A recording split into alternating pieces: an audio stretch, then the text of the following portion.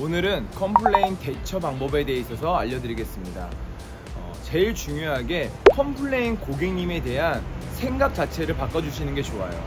요즘같이 고객님 한 분 한 분이 소중한 지금의 이 시기에 컴플레인 고객님은 제발 안 와줬으면 좋겠어.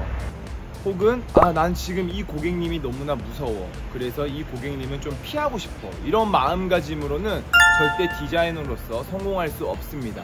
그러려면은 고객님에 대한 마음가짐이 일단 바뀌어야 된다고 생각을 해요.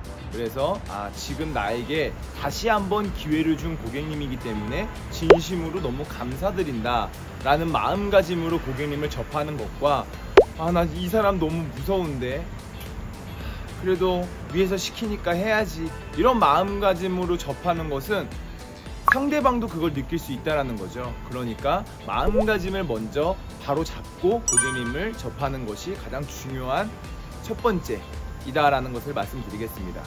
제가 보니까 컴플레인이 일어나는 경우들은 우리가 사람이 사람으로서 하는 일이기 때문에 어쩔 수 없이 실수라는 거는 있을 수밖에 없어요. 또한 상대방이 갖고 있는 그런 의견과 내가 갖고 있는 의견이 100% 전달되지 않았을 경우, 그렇기 때문에 컴플레인을 예방하는 것은 제일 중요한 첫 번째는 상담이 굉장히 중요합니다.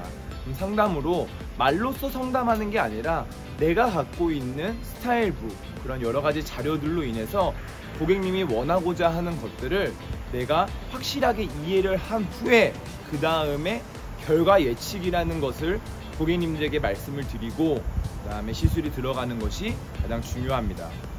그럼에도 불구하고 컴플레인이 일어났었을 때 사실 컴플레인은 그렇게 악의적으로 이용하는 고객님들은 제가 미용을 20년 넘게 했는데 거의 한두 명도 보지 못했던 것 같아요.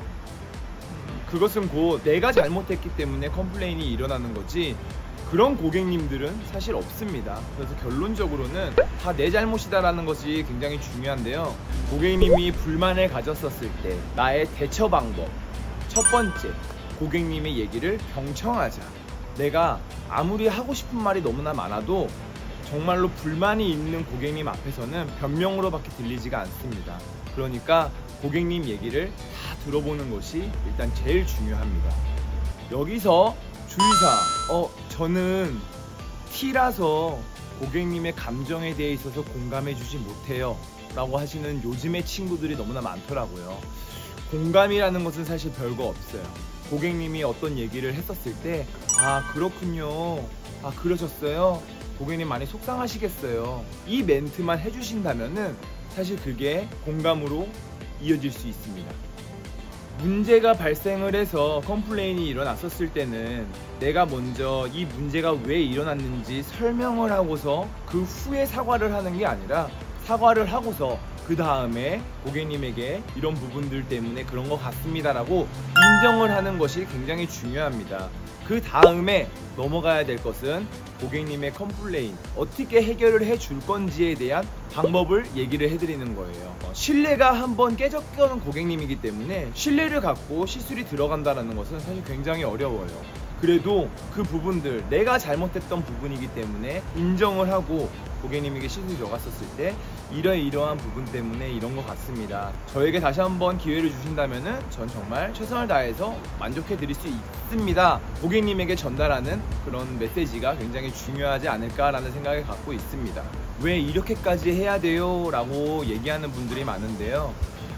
지금 고객님이 사실 굉장히 한 분 한 분이 소중해요.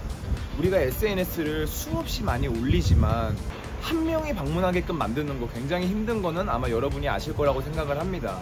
근데 우리는 정작 고객님 한 분을 내 고객으로 만드는 것은 굉장히 힘든데 이탈하는 고객님들에 대한 내 마음가짐은 정말 너무나 쉽다고 생각하는 것 같아요. 고객님 한 분 한 분이 너무나 소중한 지금의 이 시기에 컴플레인 고객님 엄청나게 중요하지 않을까라는 생각을 갖고 있습니다.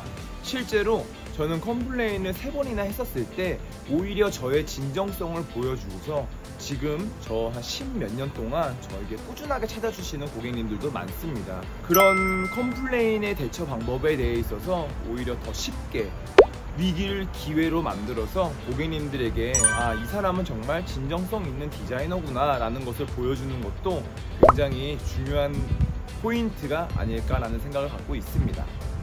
컴플레인 고객님 굉장히 중요합니다. 그래서 여기 보시는 미용인들은 그런 부분들을 꼭 알아주셨으면 좋겠고요. 컴플레인 해결법, 그래서 어떻게 하는 거야 라고 다시 한번 물어보신다면 이렇게 저는 말씀드리고 싶습니다. 첫 번째, 고객님의 말을 경청해라. 그리고 또한 공감해줘라. 두 번째, 고객님에게 진심 어린 사과를 해라. 세 번째, 내 잘못을 인정하라. 이 부분들이 굉장히 중요합니다.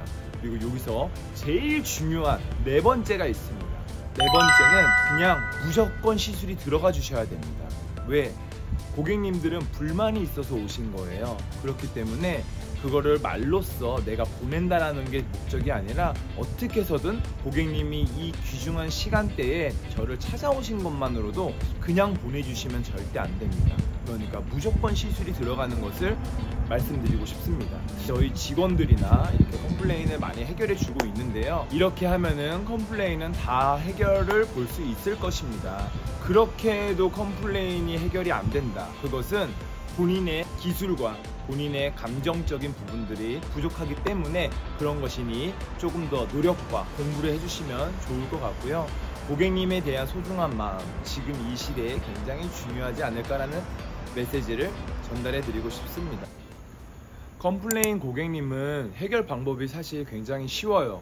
이유는 고객님이 자기가 불만인 것들을 얘기하는 거기 때문에 그 부분만 개선해 주면은 컴플레인의 해결은 쉽습니다. 신규 고객님이 오셨었을 때 그 고객님이 원하고자 하는 것을 알기는 정말 어렵잖아요. 그래서 많은 사진과 많은 상담으로 인해서 고객님이 원하고자 하는 스타일을 우리는 알 수 있는데 컴플레인은 다릅니다.